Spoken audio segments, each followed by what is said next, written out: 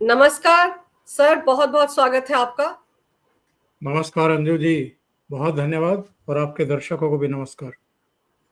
Sir, Pawan Khera आज press conference कर रहे थे, तमाम तरह के सवाल पूछ रहे थे। ये भी आरोप लगाया उन्होंने कि एस जयशंकर ने, विदेश मंत्री ने, जो एक तरह से पाकिस्तान को पहले ही बता दिया था कि हम आपके यहाँ हमला करने के लिए आ रहे हैं, उससे मसूद अजहर बच गया, हाफिज सईद बच गया। क्या रिश्ता है उनका, इस बारे में खुलासा करें।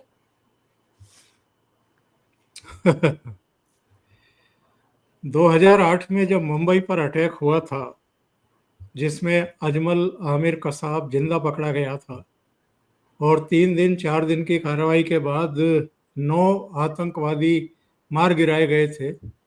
लेकिन मुंबई अटैक में 160 से ज़्यादा नागरिक भी मारे गए थे और उनके टारगेट पर 4 जगह थी, जिनमें सीएसटी भी था और ताज भी था और 2 और जगह थी। बराक ओबामा ने अपनी एक किताब में इस घटना का उल्लेख किया है, जो मैं बताने जा रहा हूं। जब वो राष्ट्रपति पद का चुनाव लड़ रहे थे तो उस समय ये घटना हुई थी। उनको लगा था कि ये इतनी बड़ी घटना है कि केवल मुंबई नहीं दहली है, पूरा हिंदुस्तान और पूरी दुनिया 4 दिन तक दहलती रही। तो भारत कुछ ना कुछ पाकिस्तान के खिलाफ कार्रवाई करेगा, क्योंकि अब तो ये साबित हो गया है कि आमिर अजमल कसाब जो जिंदा पकड़ा गया है, वो कराची से चल करके आया था अपने 9 दूसरे साथियों के साथ, और कराची में ही एपी सेंटर बनाया गया था इस पूरे आतंकवादी हमले का। यानी पाकिस्तान की तरफ से ये सुनियोजित हमला था मुंबई पर। तो भारत कोई कार्रवाई करेगा। लेकिन बराक ओबामा ने लिखा अपनी किताब में, ए प्रॉमिस लैंड उनकी किताब है, उसमें लिखा है कि मुझे बड़ी निराशा हुई और आश्चर्य हुआ कि भारत ने कुछ नहीं किया। बाद में जब मैं राष्ट्रपति बन गया तो मैंने डॉक्टर मनमोहन सिंह को, प्रधानमंत्री को, एक फोन कॉल घुमाया और उनसे पूछा कि आपने पाकिस्तान के खिलाफ कोई कार्रवाई क्यों नहीं की इतने बड़े अटैक के बाद भी। तो मनमोहन सिंह का बड़ी मासूमियत भरा जवाब था। उन्होंने कहा कि 4-5 महीने बाद एक्चुअल में लोकसभा चुनाव होने वाले थे। हम नहीं चाहते थे कि पाकिस्तान पर अटैक करके हम एक समुदाय में, यानी मुसलमानों में, कोई गलत मैसेज भेजें। यानी मनमोहन सिंह और कांग्रेस के लिए पार्टी का हित सर्वोपरि था, राष्ट्र हित सर्वोपरि नहीं था। अब आप मुझे ये बताइए कि किस मुंह से कांग्रेस इस तरह के सवाल पूछती है। एस जयशंकर पर निशाना साधने से पहले अपने गिरेबान में झांके कि जब इनकी सरकारें थी तब क्या क्या नहीं हुआ है इस देश में। 90 के दशक में जब इनकी सरकार थी केंद्र में और जम्मू कश्मीर के मुख्यमंत्री फारूक अब्दुल्ला थे, उस समय लाखों हिंदू कश्मीरियों को, पंडितों को घाटी छोड़ने के लिए मजबूर किया गया था। इसके अलावा आप लगाइए चरारे शरीफ, जहां पर इन्होंने कई हफ्तों तक आतंकवादियों को बिरयानी खिलाई थी। ऐसे एक दो नहीं, इस हिंदुस्तान का कौन सा कोना था जहां सीरियल धमाके नहीं हुए। क्या किया था कांग्रेस ने उस समय? कोई एक कार्रवाई पाकिस्तान के खिलाफ की हो तो बताएं। 2014 के बाद जब नरेंद्र मोदी आ गए तो उन्होंने घाटी में भी कार्रवाइयां की हैं और पाकिस्तान में घुसकर भी कार्रवाइयां की हैं। जब उड़ी हुआ था तो सर्जिकल स्ट्राइक हुई थी। जब पुलवामा हुआ तो बालाकोट में एयर स्ट्राइक हुई और करीब 300 के आसपास आतंकवादियों को उड़ाया गया। तब भी तो कांग्रेस पूछ रही थी कि जी पाकिस्तान तो कह रहा है कि कुछ कौवे मरे हैं और कुछ पेड़ गिरे हैं। तो इस बार तो ना पाकिस्तान बोलने के लायक रहा, ना कांग्रेस बोलने के लायक रही कि इस बार बता देते कि चील मरी हैं या कुछ और जो है जानवर मरे हैं और कुछ पेड़ वेड़ गिरे हैं। इस बार तो 11 एयरबेस तबाह कर दिए गए और पाकिस्तानी खुद उनके फोटो और वीडियो निकाल करके पूरी दुनिया को बता रहे हैं कि भारत ने किया क्या है, मोदी सरकार ने किया क्या है। जहां तक जयशंकर के बयान का सवाल है, प्रधानमंत्री नरेंद्र मोदी जब सऊदी अरब से लौटे थे 23 अप्रैल की सुबह, तो 24 अप्रैल को वो मधुबनी में थे, बिहार में थे। बिहार में उन्होंने क्या कहा था, उनका बयान जरा दो चार बार रिपीट करके सुने कांग्रेस के लोग। सबसे पहले तो प्रधानमंत्री मोदी ने ही कह दिया था कि जिन्होंने पहलगाम में जेनोसाइड किया है, टारगेटेड नरसंहार किया है, उनका धर्म पूछ करके उनको मारा है, उन आतंकवादियों का पीछा करेंगे, शिनाख्त करेंगे, उनको खत्म करेंगे और जिन्होंने उनको भेजा उन आकाओं को भी हम खत्म करेंगे और ऐसी कार्रवाई होगी जिसकी इन्होंने कल्पना भी नहीं की होगी। तो प्रधानमंत्री ने तो सबसे पहले कहा था कि आतंकवादियों को खत्म करेंगे, उनके आकाओं को खत्म करेंगे। तो एस जयशंकर ने कौन सी गलत बात कह दी थी? और एस जयशंकर क्या, भारत सरकार डे वन से कह रही थी कि हमारी जो भी कार्रवाई होगी वो आतंकवादियों पर होगी।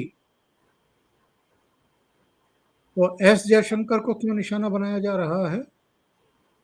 इसके पीछे का मंतव्य क्या है, मकसद क्या है?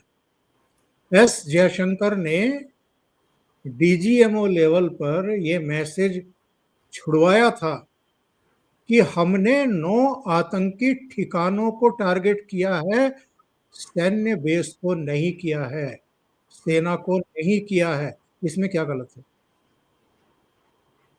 और इसके बाद जब ये 6 और 7 तारीख की रात को हो गया, 8 तारीख की सुबह, 7 तारीख की सुबह जो प्रेस ब्रीफिंग हुई थी, उसमें स्पष्ट तौर पर यह कहा गया था कि जो हमारा टारगेट था वो हमने अचीव कर लिया है। अब अगर पाकिस्तान की तरफ से कोई उकसाने वाली कार्रवाई होती है तो हम उसका मुंह तोड़ जवाब देंगे, और यही हुआ। 7 तारीख की रात को ड्रोन भेजे गए, 8 तारीख की रात को ड्रोन भेजे गए, उनका भी निपटारा कर दिया 2 दिन लगातार। लेकिन जब देखा गया कि ये बाज नहीं आ रहे हैं, समझाने के बावजूद, चेतावनी के बावजूद और मुंह की खाने के बावजूद, तो फिर 9 और 10 की रात में इनका इंतजाम किया गया। इनको बताया गया कि हम क्या कर सकते हैं। अंजू जी, क्योंकि कांग्रेस के टाइम में कभी पाकिस्तान को मुंह तोड़ जवाब नहीं दिया गया, यहां लोगों की हत्याएं होने दी गई, यहां सुरक्षा बलों को मरने दिया गया, मरने के लिए छोड़ दिया गया, उनको इक्विपमेंट नहीं दिए गए, उनको अत्याधुनिक अस्त्र शस्त्र नहीं दिए गए।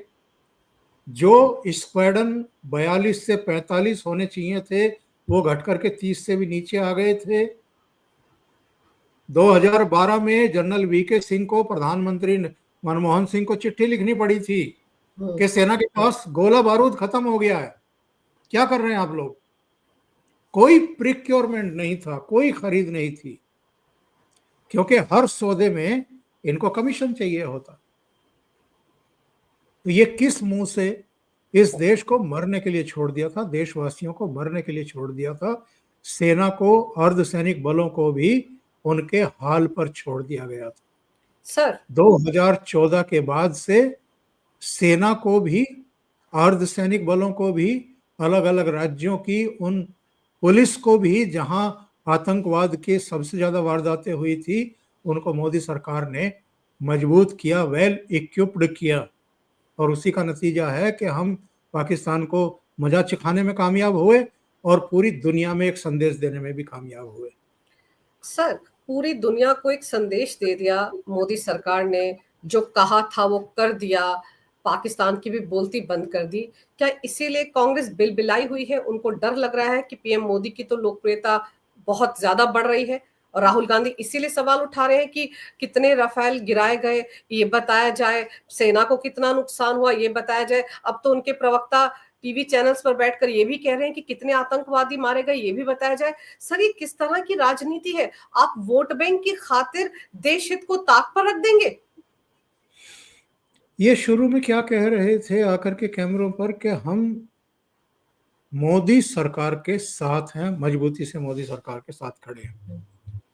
एक अलग से प्रेस कॉन्फ्रेंस की थी राहुल गांधी ने, जिसमें उन्होंने कहा था कि जहां भी हैं, जिस भी हालत में हैं, उनको ढूंढ करके मारा जाए और मोदी जी एक्शन लें। राहुल गांधी की प्रेस कॉन्फ्रेंस, उसकी ऑडियो वीडियो मेरे पास पड़ी हुई है। और जब मोदी जी ने वो कर दिया काम, तो उसके बाद इनके ट्वीट उठा करके देखिए, इनके बयान देखिए। सब कह रहे हैं कि हम सेना को बधाई देते हैं। अगर कार्रवाई करने के लिए आप मोदी जी को चुनौती दे रहे थे, तो जब कार्रवाई हो गई तो फिर मोदी जी को बधाई क्यों नहीं दे रहे? ये चूहों जैसा दिल लेकर के, ये जो कुतरने की जो आदत पड़ी हुई है, ये जो चालबाजी करते हैं, सियासत करते हैं, और सियासत शुरू कौन करता है? और जानते नहीं क्या, आज की तारीख में सियासी अगर कोई जवाब देना जानता है और चाले चलना जानता है, तो नरेंद्र मोदी से ऊपर तो है नहीं कोई। तो नरेंद्र, वो कहते हैं ना कि 100 सुनार की एक लोहार की, वो खामोश रहते हैं। आप देखिए 23 तारीख की सुबह आ गए थे ना सऊदी अरब से प्रधानमंत्री मोदी। लैंड करते ही, विमान से उतरते ही एस जयशंकर, अजीत डोभाल और विदेश सचिव विक्रम मिस्री के साथ वहीं रिटायरिंग रूम में बैठ करके हवाई अड्डे पर ही पूरी रिपोर्ट ली, उनको कुछ दिशा निर्देश दिए। उसके बाद 7 लोक कल्याण मार्ग के लिए रवाना हुए। उसी दिन शाम को जब अमित शाह जम्मू कश्मीर से लौटे, तो सीसीएस की पहली बैठक हो गई। एक दिन छोड़ करके फिर सीसीएस की बैठक हुई। एक दिन पहले कैबिनेट की बैठक हुई। और आपने नोट किया होगा, और इन कांग्रेसियों ने भी नोट किया होगा, प्रधानमंत्री नरेंद्र मोदी ने तीनों सेनाओं प्रमुख, सीडीएस, अजित डोवल और डिफेंस मिनिस्टर राजनाथ सिंह के साथ एक फुल मीटिंग की। सभी सेना अध्यक्षों को बुला करके, सीडीएस को बुला करके, अजित डोवल को बुला करके। इसके बाद उनको वहां एक टास्क सौंपा गया, तीनों सेना अध्यक्षों को, और सीडीएस की और अजीत डोवल की कोऑर्डिनेशन करने की जिम्मेदारी सौंपी। इसके बाद एक एक सेना अध्यक्ष को बुलाया गया। 1.5 2 घंटे बैठे हुए उनके साथ प्रधानमंत्री नरेंद्र मोदी। जो टास्क दिया गया था वो कितना वो जमीन पर उतार पाए हैं, कितनी उसकी रणनीति बना पाए हैं, और जो हम कार्रवाई करने जा रहे हैं, जहां जहां करने जा रहे हैं और जहां से करने जा रहे हैं, इसके बाद उनकी तरफ से जो प्रतिक्रिया आएगी उसका हमने प्रत्युत्तर क्या देने के बारे में सोचा है, और कितना जल्दी हम उसका उत्तर दे सकते हैं। ये सारी चीजें फिर से डिस्कस हुई। फिर सीसीएस की बैठक हुई।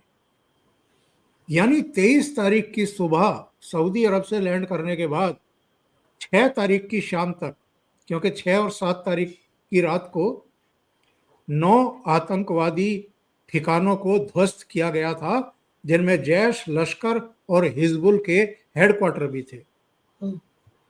तो 6 तारीख की शाम तक भी प्रधानमंत्री लगातार मीटिंग्स में व्यस्त थे, रणनीति बनाने में ठोक बजा करके लगे हुए थे। उनकी तरफ से तो कोई बयान नहीं आया इस बीच। 23 तारीख और 6 मई के बीच में केवल एक बिहार की और एक दूसरे कार्यक्रम की उनकी वीडियो जरूर सामने आई थी, जिसमें उन्होंने कहा था कि समय सीमित है और लक्ष्य बहुत बड़ा है। ये लक्ष्य जो बड़ा बता रहे थे वो कौन सा लक्ष्य था? क्या 9 आतंकवादी ठिकानों को ध्वस्त करना, क्या 10-11 एयरबेस को ध्वस्त करना, या जो सरगोधा और किराना हिल्स में इनके साजो सामान रखे थे, न्यूक्लियर एसेट्स रखे हुए थे, वो बड़ा लक्ष्य था। अब ये दुनिया भी समझ ले और कांग्रेस भी समझ ले। तो ये इसलिए हताश और निराश हैं अंजू जी। इनको लगता है कि भाई करनी तो आतंकवादी सरगनाओं की और आतंकवादियों की, और भुगत कौन रहा है? या तो पाकिस्तान। हालांकि पाकिस्तान की ही करतूत है, वहां की सेना की ही करतूत है, तो वो नहीं भुगतेंगे तो कौन? ताजिकिस्तान या कजाकिस्तान या कोई दूसरा उज्बेकिस्तान भुगतेगा या अफगानिस्तान भुगतेगा? जिनकी करनी है उनको तो भुगतना है। या भुगत रही है यहाँ कांग्रेस पार्टी, और कांग्रेस पार्टी अपने कर्मों की वजह से, क्योंकि वो जो दो मुंहा सांप होता है ना, ये उस तरह का बिहेव करते हैं। जब ये देखते हैं कि जनमानस की जो भावनाएं हैं वो क्या हैं, सब तो पुलवामा के बाद भी एकजुट हो गए थे और मोदी जी पर प्रेशर प्रेशर डाल रहे थे कि जल्दी कार्रवाई करिए, जल्दी कार्रवाई करिए। और इस बार भी लोग बेसब्र हो रहे थे और ये कहना शुरू कर दिया था कि नहीं नहीं, मोदी जी तो डरपोक है, मोदी जी को तो जुमलेबाज है। नोबेल प्राइज लेना है, ये तो जुमलेबाजी कर रहे हैं, इनको तो कुछ नहीं करना है। उसके बाद क्या हुआ? उड़ी के बाद सर्जिकल स्ट्राइक भी इन्हीं मोदी ने किया था, पुलवामा के बाद एयर स्ट्राइक भी इन्होंने ही किया था, और इस बार अगर हिमाकत की उन्होंने पहलगाम में, तो इस बार भी कार्रवाई प्रधानमंत्री नरेंद्र मोदी ने ही की है। जबकि कांग्रेस का जब शासन था, बड़ी से बड़ी आतंकवादी वारदातों के बाद भी डोजियर सजा करके फाइलों में लाल फीता उस पर कस करके वो डोजियर भेजे जाते थे इस्लामाबाद और वाशिंगटन। अब वो डोजियर का जमाना गया। अब तो वो खुद बताते हैं चिल्ला चिल्ला करके कहां कहां मार पड़ी है, और इस पर बार तो मुश्किल से जान जान बची है उनकी। सर उनकी जान तो बच गई, लेकिन कांग्रेस को तो तुर्की को लेकर बयान देना चाहिए ना। कि आप याद कीजिए, अभी 2 दिन पहले प्रेस कॉन्फ्रेंस के दौरान सवाल पूछ लिया गया था कि बायकॉट टर्की चल रहा है, इस पर कांग्रेस क्या करेगी? इन्होंने तो बड़ा सा दफ्तर खोल रखा है, और वो दफ्तर भी आर्टिकल 370 जब हटा था, उसके बाद किस तरह से यूएन में जाकर टर्की ने पाकिस्तान का साथ दिया था, उसके बाद खोला गया था। ले देकर वहां पर 250 से 300 लोग ही रहते हैं हिंदुस्तान के, लेकिन फिर भी कांग्रेस का बड़ा दफ्तर वहां पर है। इसीलिए कांग्रेस में आप देखिए जयराम रमेश और वो कैसे पहले आपकी खेल खेलने लग गए थे, पवन खेड़ा और जयराम रमेश सर। इस पर क्यों नहीं कांग्रेस कुछ बोलती है? नहीं, बोलने लायक हो तो बोले ना, वो बोलने लायक नहीं है। बहुत सारे मामलों में बोलने के लायक नहीं है, फिर भी ये फटे बांस की तरह आकर के बोलते हैं, तो उसी का तो भुगत रहे हैं ना।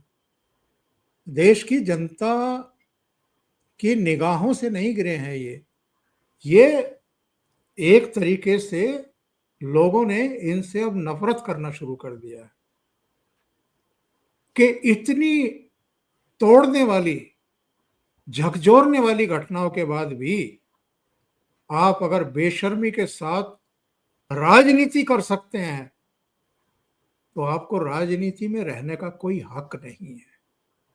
आपको देश की राजनीति करने का कोई हक नहीं है। आपको अगर हर जगह अपनी पार्टी का हित सर्वोपरि लगता है और देश का हित सर्वोपरि नहीं लगता है, या जो देश के जनता की भावनाएं हैं उनको आप नकार सकते हैं, और आपको लगता है कि साहब हर इस तरह की घटना के बाद जब कार्रवाई होती है तो उससे प्रधानमंत्री नरेंद्र मोदी का कद और बढ़ जाता है और इनका टास्क और मुश्किल हो जाता है। क्योंकि इनका टास्क क्या है? इनका टास्क है अलग अलग तरह की टूल किट।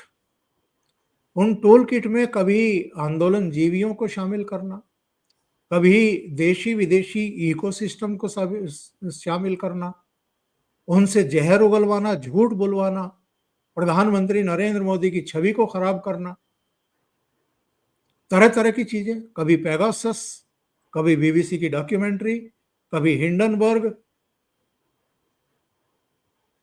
कभी मणिपुर। 70 दिन बाद अचानक से वीडियो जो है वो वायरल कराई जाती है महिलाओं की, फिर पूरे पार्लियामेंट सेशन को वॉश आउट किया जाता है। तो इनकी साजिशों का कोई अंत नहीं है, लेकिन झूठ झूठ होता है और सच सच ही रहता है।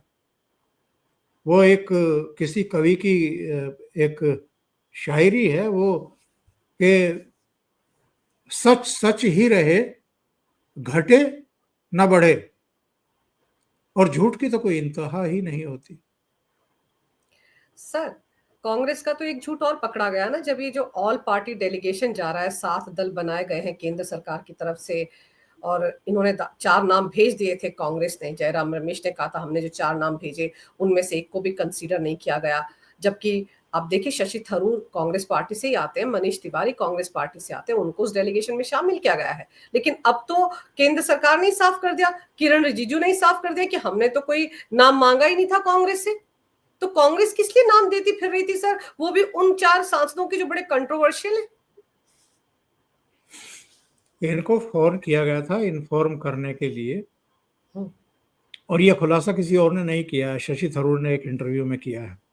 शशि थरूर को जब संपर्क साधा गया कि आपको एक डेलीगेशन का नेतृत्व करना है, तो शशि थरूर ने कहा कि हमारे प्रेसिडेंट को की नॉलेज में आप डाल दीजिए, तो एक कर्टसी कॉल जो है उनको कर दीजिएगा। तो उनको बताया गया कि भाई ऐसे ऐसे आपके 4 सांसदों को भेजा जाएगा।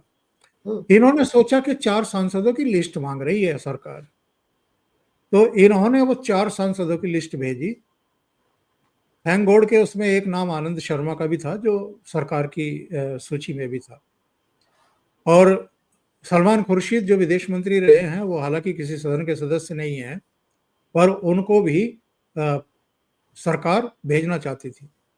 शशि थरूर जो ऑलरेडी यूएन में रह चुके हैं, लंबे समय तक काम कर चुके हैं, अमेरिका में के तौर तरीकों को जानते हैं और तमाम चीज़ें उनको, उनका एक्सपीरियंस है, उनकी कई किताबें हैं, उनका एक नाम है, उनका एक अनुभव है, उनको शामिल किया गया और लीड रोल दिया गया।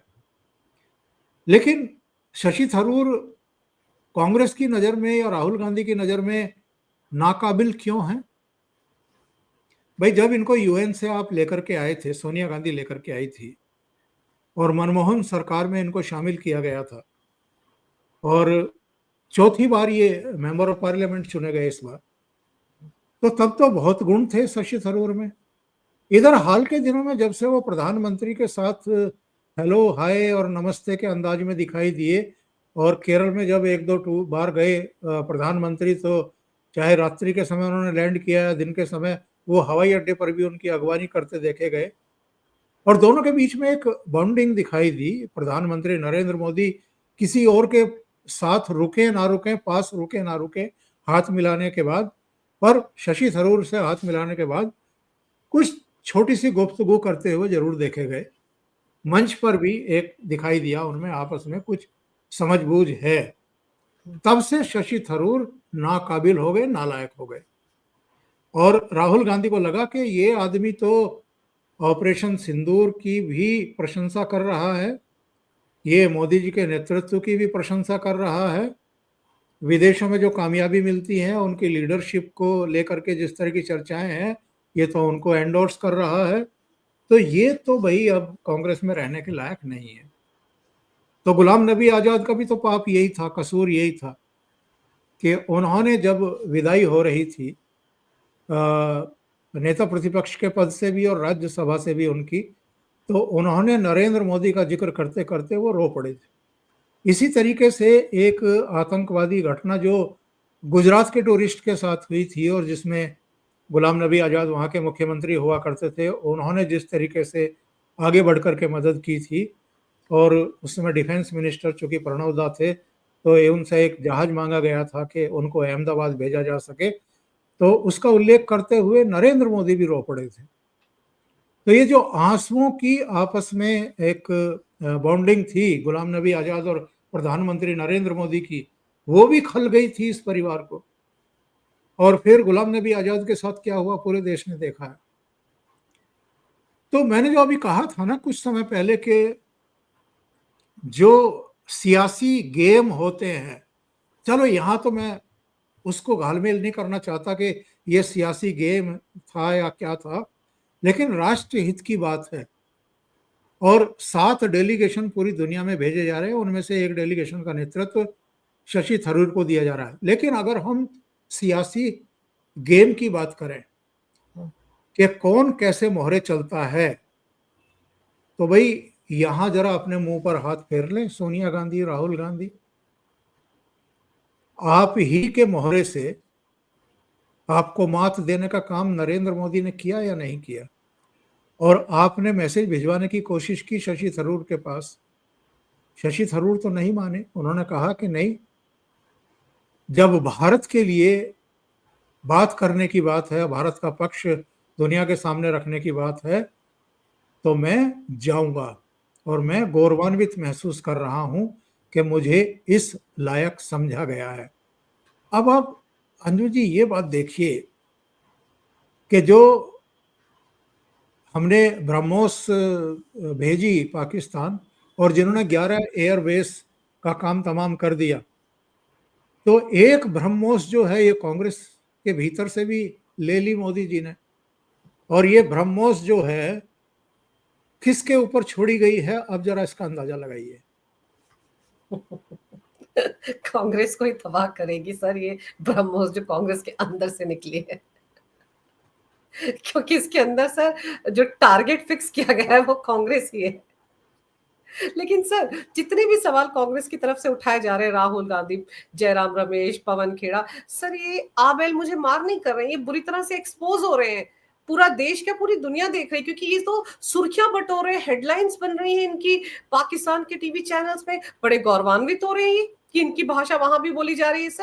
सर जो 10-15 लोग पकड़े गए हैं जासूसी में, मुझे तो ऐसा लगता है कि उन्होंने भी तो यही बीड़ा उठाया था कि पाकिस्तान की छवि को अच्छा दिखाना है, तो ये भी तो वही कर रहे हैं। आपने बड़ा अच्छा सवाल पूछ लिया, मैं आपका धन्यवाद करूंगा। आप केवल पाकिस्तानी मीडिया में इनके छाए रहने की बात कर रही हैं। हमारे यहाँ जो ये 4 बजे से चाट पकौड़ी और गोलगप्पे बेचना शुरू करते हैं टेलीविजन चैनल, इनके पैनल में बैठ करके आजकल विषय कौन से रखे जा रहे हैं चर्चा के लिए? एस जयशंकर के कांग्रेस ने उन पर अटैक किया, उन पर कहा कि अपराध किया है जयशंकर ने। यहाँ का मीडिया कोई कसर का है क्या? इनको भी मौका चाहिए ना।